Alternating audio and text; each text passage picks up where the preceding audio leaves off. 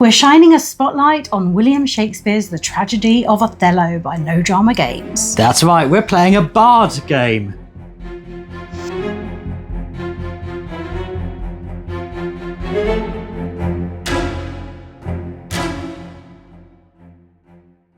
Welcome to Box Meeples. I'm Libby, this is Julian, and yes, today we are talking about William Shakespeare's The Tragedy of Othello, but the board game version, and this is by No Drama Games, and it's been sent to us as a prototype for the purpose of review. So in this game, we are playing as a dramatic troupe who's putting on a production of one of Shakespeare's most famous tragedies, Othello. So, to play or not to play? That is the question, even though that's from an entirely different Shakespeare work.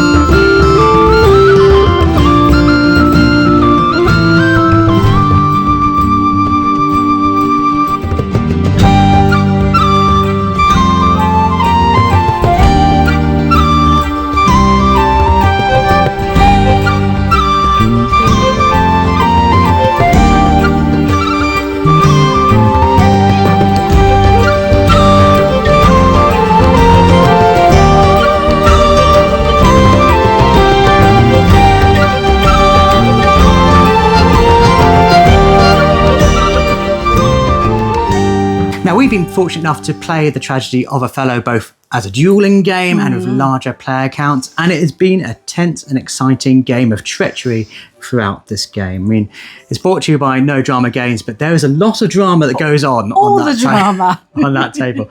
Now, if you are a fan of Shakespeare, obviously this is going to be the game for you. The game itself follows the structure of Othello.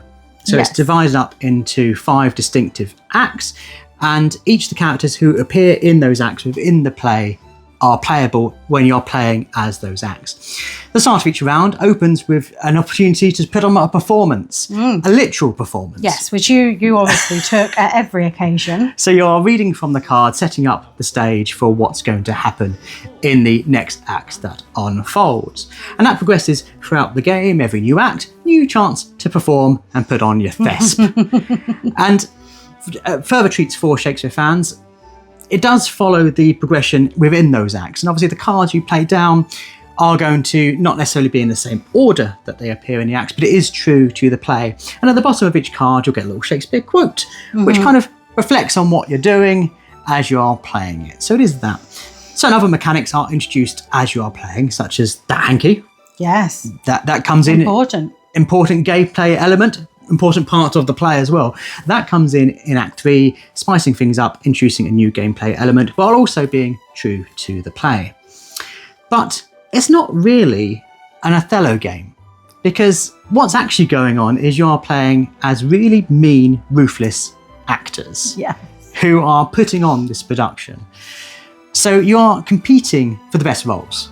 Yeah, we all want to be Iago. Everyone wants to be Iago. We need to be the lead. I'm the best actor here. I must be the lead. And if the spotlight isn't literally on you within the game, there's ways of capturing that spotlight. The mechanisms of the game and the real tech that elements come from competing for the best stage presence.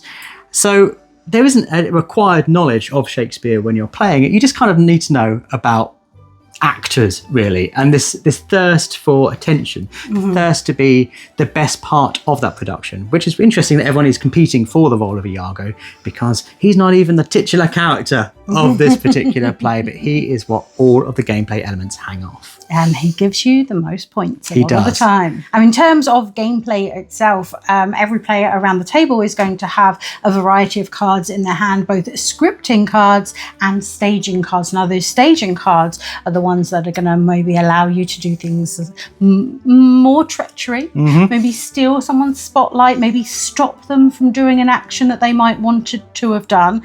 And the scripting cards are obviously those ones that are kind of following what's happening within the play. And there are several scripting cards, obviously, for each act. And within them, there's a full curtain and a half curtain card, and the act doesn't end until both the half curtain and then the full curtain card have been played. But in between that, every player is trying to play different ones of these script cards in order to get various different benefits, points, different bits and bobs. And those scripting cards require you to either be Iago, the lead, or in the company.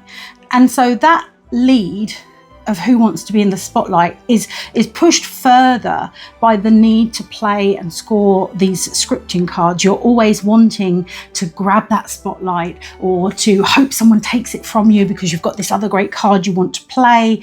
And those cards are often linked to different player discs, and those player discs will give you different abilities throughout the game. So they're nice to have in front of you, and when you need them most, you can then play this other action. I mean, they might be anything from sort of taking the handkerchief to, you know, trying to stab and murder someone, taking someone's spotlight, all sorts of different actions, but they're all driven by being able to play these scripting cards as either the company or Iago. And in terms of the curtain cards, as they play down, you're going to score differently depending on whether you're company or Iago as well. So again, it's another driver to how am I scoring the most points and who do I need to be at what point? And everyone around the table is vying to have the correct role at the correct time. Of course, it's going to be more than one of you wanting to be the lead. Yeah, in many ways, it kind of reminds me of a separate theatrical production called The Play That Goes Wrong. If you imagine those sort of people, there's certain points within as you're playing where you can kill off characters within a scene. And it's beneficial to do that because then you can later revive them to get more points. Yes, if you're the person who lays the last blow on someone, you get points for that. And then you can again get points for reviving. So a lot of the gameplay mechanisms are geared at a lot of take that mechanisms. If you're not a fan of that kind of gameplay, this may not be the game for you. And I find that's kind of, that's even intensified when you're playing it at two players, but it feels more like a duel where that passing of Iago, and you do have to factor in what card do I play if I am still Iago? What card will I play if I've lost that control of Iago? And how do I get that Iago back in time for that final curtain? Yes, yes. And what I do find interesting with the killing of characters, rather than just the passing of roles, is that because you're playing either as Iago or as the company, when different characters are killed off during the game, no player around the table is killed off because we're all actors in this play. So these are just characters. We're just looking at who's on stage and not. And we're not playing a specific person within that. So there's no point where if anyone around the table is kind of sat back and then just hasn't got anything to do because someone killed them off, hoping someone will revive them.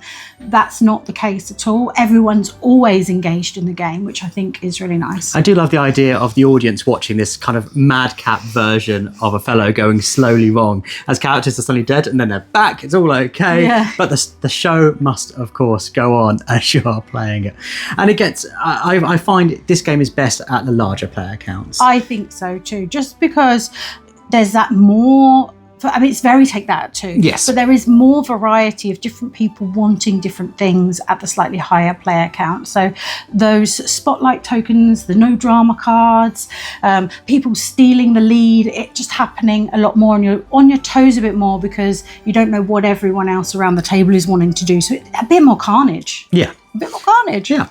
So that has been William Shakespeare's The Tragedy of Othello.